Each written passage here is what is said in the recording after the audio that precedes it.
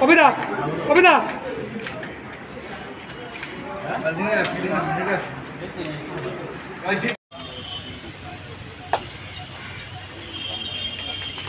Huge round of applause for him. এটা একটা anti constitution.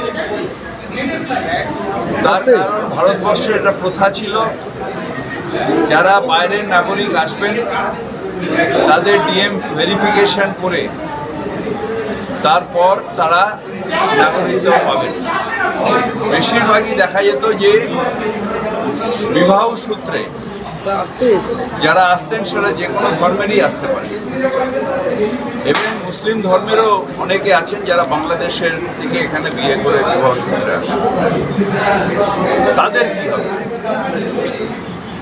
আর হিন্দু ধর্মে যারা সিএতে আজকে দিয়ে আবার তাদের অনিশ্চয়তা ফেলবার চেষ্টা করছে বিজেপি সরকার, তারা কেন পড়বে? আমার মা ফরিদপুর থেকে 47 সালে এসেছে, তাহলে আমাদের বা আমার মামা বাড়ির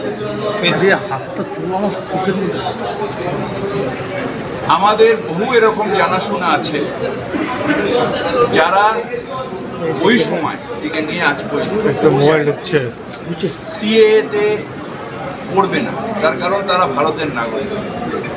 আজকে যাদের ডিক্লারেশন চাইছেন তারপরে তাদের ভারতীয় নাগরিক করবেন, তাহলে এতদিন তারা যে ভোটটা দিয়ে এসছে তাদের যারা মতুয়া সম্প্রদায়ের মানুষ যারা পার্লামেন্টে গেছেন, অ্যাসেম্বলিতে গেছেন, তাহলে কি তারা বেআইনি হয়ে গেলেন? মেম্বারশিপ, তাদের যে ভোট আইন পাশ করার, সেইটা কি অগণতান্ত্রিক হয়ে গেল? সুতরাং এটা একটা ফার্স। ইলেকশনের আগে বিজেপি কিছু না কিছু করে, 15 লক্ষ টাকা আছে দিন আনে, 2 কোটি বেকার, সে তার সাথে সংযোজন হলো সিএ। এটা কখনো বাস্তবায়িত হবে না, তার কারণ ওখান থেকে অনেক এরকম হিন্দু সম্প্রদায়ের মানুষ এসছেন যারা এখানে জমি জমা আছে, যারা এখানে নাগরিক, যারা ভোট দিয়েছেন, যারা এখান থেকে ইলেক্টেড হয়ে গেছেন, তাদের বাতিল করা যায় না। তাদের নাগরিকত্ব যাই ধরুন আজকে যে সিএতে অ্যাপ্লাই করলো, তাহলে তার আগের ভোটগুলো যারা তারা যেটা দিয়েছে, ইভেন 14 সালে মোদি সাহেবকে যে ভোটটা দিয়েছে সেটা তাহলে বাতিল হবে। তার যদি নাগরিকত্ব তখন না থাকে, নতুন করে নাগরিকত্ব নিতে হয়, তাহলে সেটা বাতিল হবে। তাহলে তো প্রধানমন্ত্রী পদ বা সেই যে এমপি সেটাও বাতিল হবে, কারণ এটা ফলস ভোটিং হয়ে গেছে।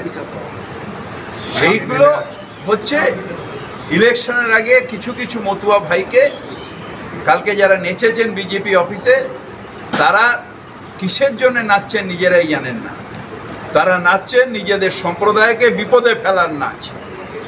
আমরা ভারতীয়, আমরা ভারতবর্ষে থাকব, মতুয়া, হিন্দু, মুসলমান সবাই আমরা ভারতবর্ষে থাকব।